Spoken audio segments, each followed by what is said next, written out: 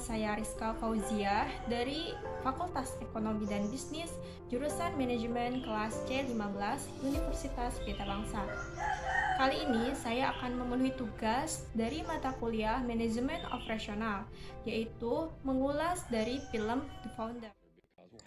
The Founder mengungkapkan awal mula Ray Kroc yang berusaha untuk menjual multi-mixer yang memiliki 5 adukan, menjanjikan kecepatan dalam menyajikan minuman. Ia terus berusaha untuk meyakinkan pemiliknya namun ditolak. Ray beberapa kali mencoba pada restoran berbeda, namun hasilnya tetap saja mereka menolaknya.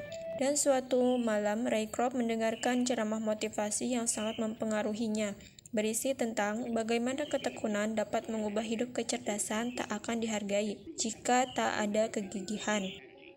Kutipan terakhir dari motivasi tersebut, yakni penemuan terbesar dari generasi adalah bahwa manusia dapat mengubah hidup mereka dengan mengubah cara berpikir mereka.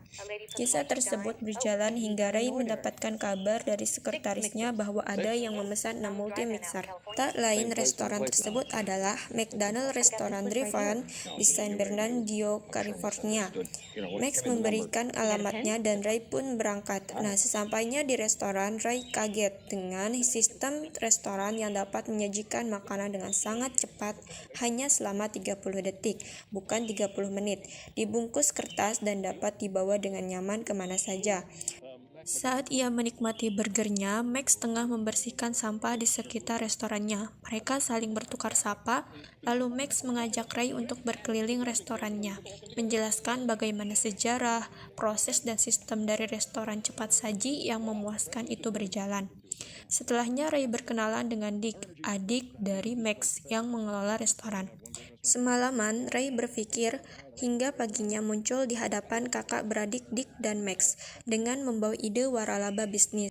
Kemudian ia kembali pada Max dan Dick dan mengajak mereka untuk mengembangkan waralaba untuk negaranya Amerika, menjelaskan bahwa McDonald dapat menjadi seperti gereja yang memberikan asupan bagi tubuh serta jiwa dan buka seminggu penuh.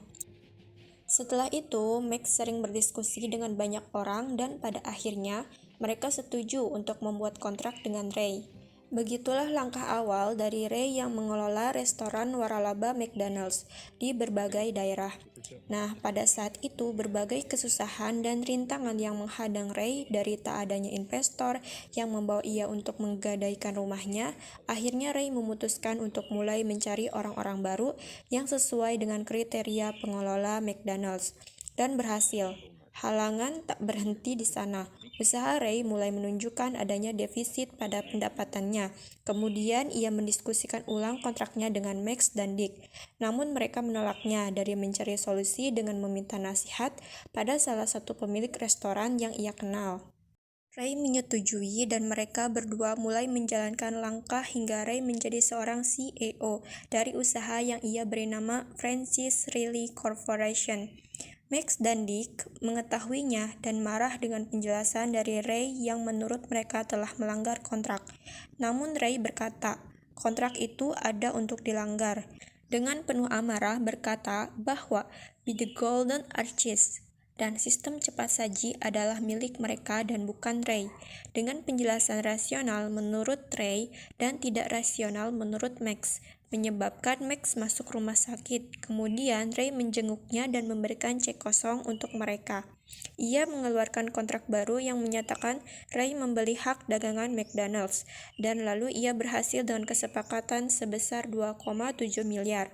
Dengan kesepakatan tersebutlah perusahaan telah berpindah tangan dari Max dan Dick kepada Ray, serta mereka tak lagi bisa menggunakan nama McDonald's meskipun mereka adalah orang yang membangun McDonald's sejak awal. Dari film ini bisa disimpulkan, jika dilihat dari sudut pandang service design dan manajemen bisnis itu inovatif, di mana di dalam film ini digambarkan bahwa McDonald's menawarkan ide-ide baru seperti menawarkan sistem cepat saji dalam restorannya, di mana restoran lain menyelesaikan penyajian makanan membutuhkan waktu sampai 20 menit, tetapi McDonald's menyediakan makanan jauh lebih cepat daripada itu. Makanan ini juga disajikan secara unik, di mana makanan ini bisa dibawa pulang tanpa menggunakan alat makan dengan kemasannya.